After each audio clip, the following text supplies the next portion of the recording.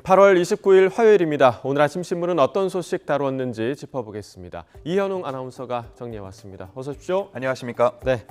자, 오늘 첫 번째 기사부터 보겠습니다. 지금 후쿠시마 오염수 방류가 시작되면서 수산물 안 먹겠다 이런 분들 굉장히 많아지고 있는데 정부가 대책을 내놓고 있는데 그 중에 하나가 급식에서 수산물을 늘리자 이런 방안인가 봐요. 네, 그렇습니다. 내일 해양수산부와 여당 등은 국내 급식업계의 빅5와 함께 수산물 활용 방안을 논의하는 자리를 갖게 됩니다. 하지만 업체 측에서는 할 얘기가 그렇게 많지는 않다는데요. 아무래도 식단은 고객사와 계약에 따라서 짜는 거기 때문에 업체가 마음대로 조정할 수는 없기 때문입니다.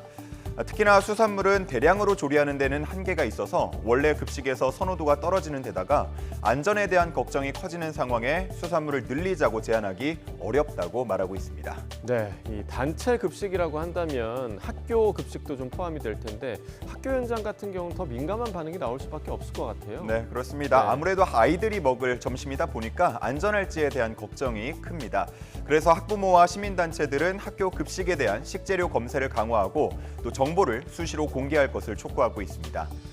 교육당국은 이러한 우려를 덜기 위해서 일본산 수산물을 전혀 쓰지 않고 있다는 조사 결과를 발표하는가 하면 일부 시도교육청에서는 직접 방사능 검사를 실시하고도 있습니다. 네, 부모들 입장에서는 아이들 먹거리에 굉장히 좀 민감할 수밖에 없거든요. 철저한 검증 과정이 좀 필요할 것 같습니다. 자, 다음 기사 보겠습니다.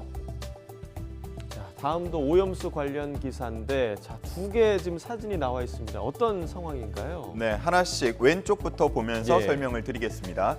이 사진은 지난 24일 홍콩 주재 일본 총영사관 앞에서 시위대가 항의하는 모습을 담고 있습니다. 일장기를 찢으면서 일본의 결정에 항의하는 모습인데요. 일장기에는 지구의 적이라는 문구가 쓰여 있습니다.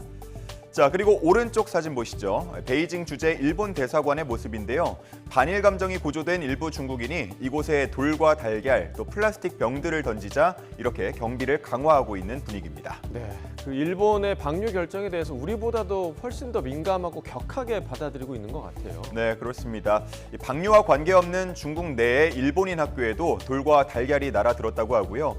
또 일본인을 경멸하는 낙서들도 등장하고 있다고 합니다. 그리고 일본 현지에서도 중국인들이 각 학교나 음식점 등에 항의 전화를 수천 통씩 하고 있다고 하는데요. 일본 정부는 주일 중국 대사를 초치해서 이런 움직임에 대해서 항의했습니다.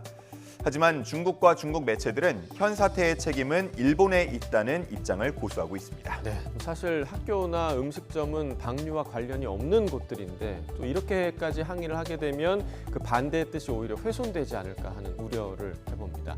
자, 다음 기사 보겠습니다. 서울신문 기사인데요. 청년들의 의식 변화와 관련한 기사인데 청년들, 이제 일보다는 워라밸이다. 결혼 자녀는 안 되고 동거는 오케이다. 자, 자세히 좀 전해주시죠. 네, 제목 위에 그래프가 두 가지 나와 있는데요. 아마 잘 안 나올 것 같아서 제가 설명을 해드리겠습니다. 예. 지금 좌측에 나온 그래프, 일과 가정의 균형과 관련한 인식조사 결과입니다. 과거에는 일을 통해서 자아실현도 하고 또 성공을 꾀하는 경우가 많았죠. 그래서 일이 우선이라고 응답한 경우가 60%에 달했는데요. 이제는 33%까지 크게 줄어든 모습을 확인할 수 있습니다. 반면 일과 가정의 균형, 즉 워라밸을 중시하는 비중이 45%까지 늘어난 걸 확인할 수 있고요. 가정이 우선이다라고 응답한 비율도 10년 전의 11%에서 21%까지 2배 가까이 늘었습니다. 자, 그리고 오른쪽에는 결혼과 자녀, 또 동거와 입양, 이혼 등과 관련한 10년 사이의 의식 변화가 나와 있는데요. 꽤 큰 변화들이 있어 보입니다. 자, 오른쪽에 그 막대 그래프를 좀 보시자면 결혼을 긍정적으로 생각하는 비중이 굉장히 좀 많이 줄었고요.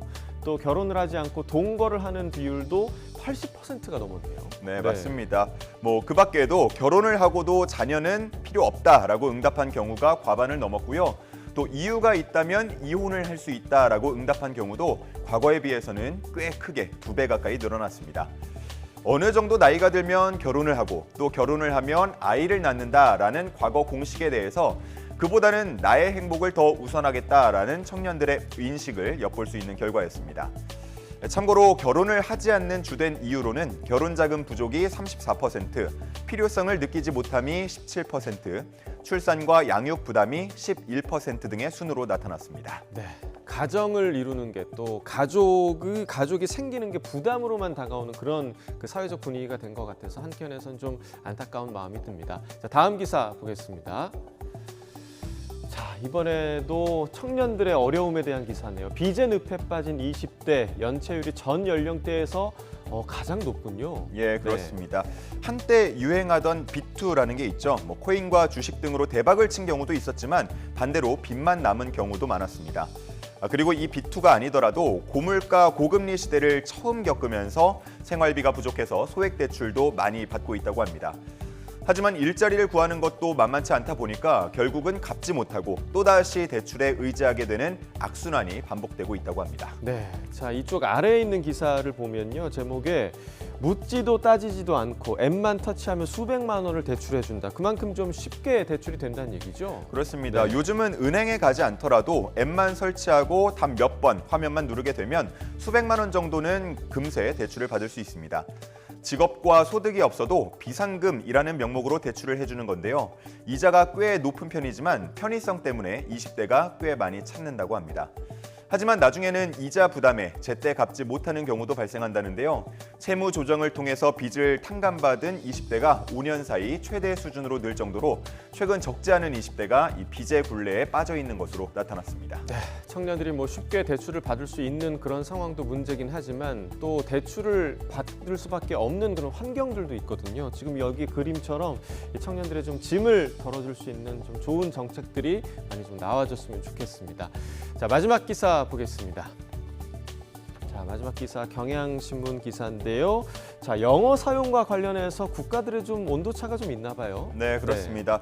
먼저 위쪽에 독일 이야기가 나와 있는데 글로벌 기업 유치와 노동력을 확보하기 위해서 이민의 활성화 측면에서 영어 사용을 늘리는 분위기입니다.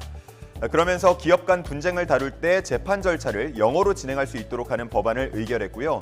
이민 노동자들의 편의를 위해서 행정기관에서는 영어를 사용해야 한다는 주장도 나오고 있습니다.